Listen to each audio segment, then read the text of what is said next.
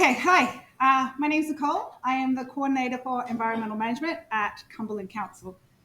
And I'm going to talk about how small-scale projects can influence policy and change within local government. So for context, I'm just going to provide some examples that we've done here at our local council that have influenced change. The examples I'm going to provide to you were conducted by my little team. We were a team of 4 at the time. When we did this, we didn't really know the impact that it was going to have.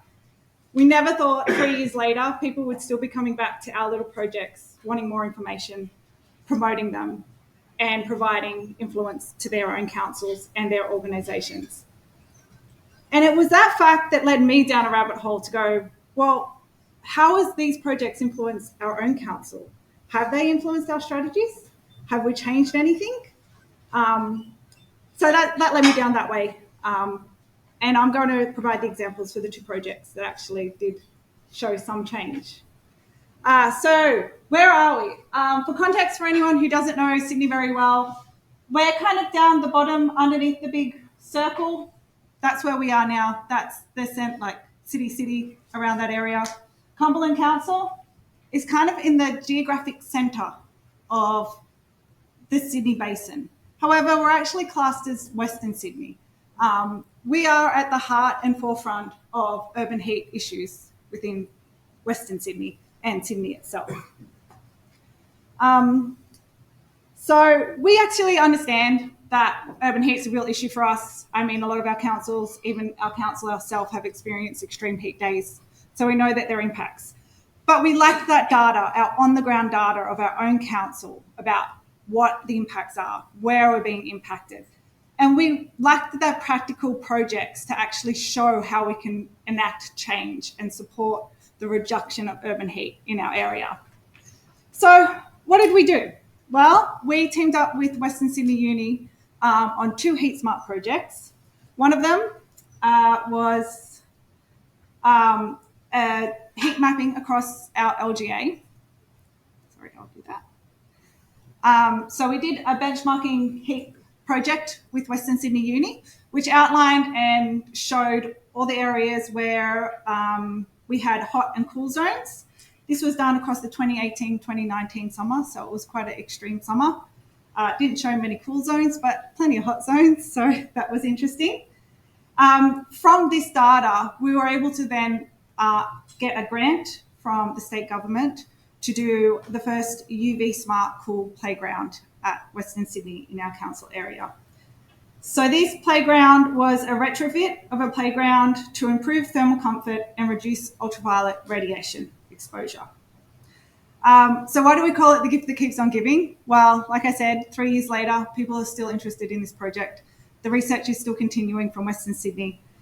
It's still being promoted, and it's still providing different organisations with a physical, practical approach to how to reduce urban heat in our playgrounds.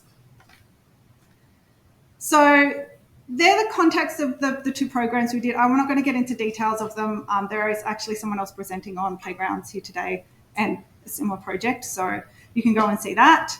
But what I want to talk about is how these projects have influenced the strategies and policies within Cumberland Council.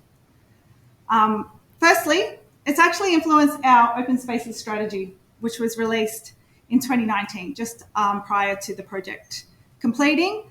And you can see here, this is one of our key focus areas, one of our key strategies, is to actually create cool spaces, designed our cool parks. And I think it's the place stay strategy is just down here in the bottom area here, which actually outlines what we did at the playground. So that was just one strategy. We actually also, which I think is actually far more important, our local planning priority statement actually outlines our projects within it. Planning priority 16 for our local area shows to support urban cooling and minimise heat island effects. This was a direct relation to the projects that my team did on urban heat and the playground. On top of that, at the same time, our local environment plan was being updated. This is a regulatory framework for all councils that we have to have around how we plan and develop our council area. It's a pretty big document and it's a pretty important document. We are one of the few councils out there. I'm not sure how many there are, but we do have urban heat within our LEP, which is a pretty big thing to do. I don't know whether my projects influenced that, but because they were being done at the same time, it was a catalyst that enabled our staff to be able to implement these actions into our greater strategies and plans. So there were a few of the things that these little projects have influenced. And they may not seem like a lot, but these are pretty big documents for a council to have. They're very important documents. They guide how we're going to see our future planning, where we're going to focus our developments on, and what we think is important. So, yeah. At a greater context, outside of council, like I said, we're still promoting this.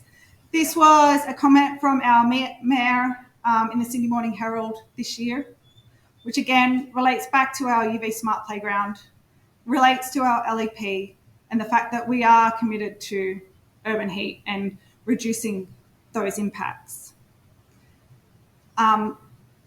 In addition to the UV Smart Playground, the University of Western Sydney developed up their Climate Smart Playgrounds guide.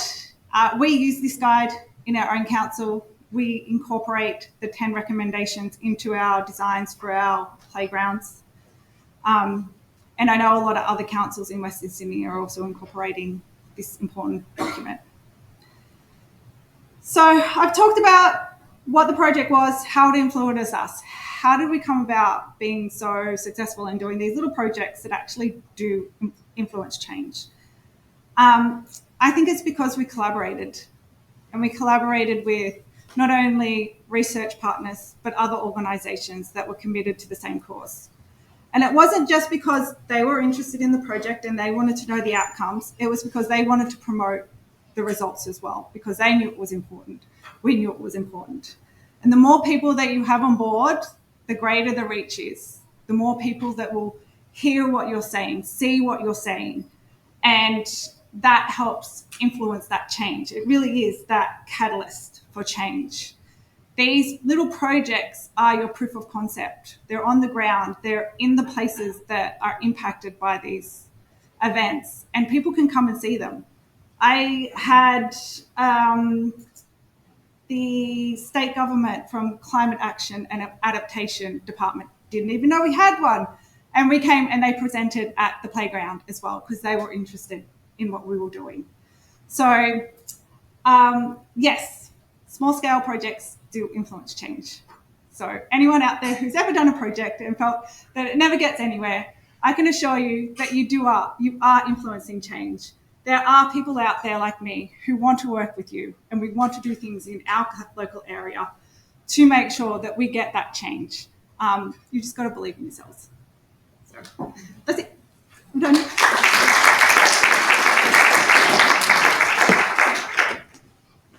Thanks very much. I wonder, could you speak to Sam's point about a big project about bringing nature-based solutions, diversity, and then the specific project? Do you see achieving his goals through those small interventions? Yeah. So where you got these big picture thing, it's very hard to conceptualize how you're going to do big picture projects. Like there were 5-10 recommendations. That's a lot. I think you've got to compartmentalize it sometimes and go, okay, what's my focus? A lot of the projects that we do at council are grant funded. So if the funding's there, we can trial these projects, these pilot projects. It's very hard to get these sorts of concepts off the ground without it. So the big picture is state governments, federal governments, if they can provide us the funding, we can trial these projects. We're willing to take on that risk of developing something that nobody's done before. We're not sure whether it's going to work. I literally just finished another project on a cool car park, and we have no idea what's going to work. But we would never have been able to do that without that policy, the guidance from above, but also the funding as well. So yes, the big picture influences the small picture. The small picture can influence the change that we need on the ground.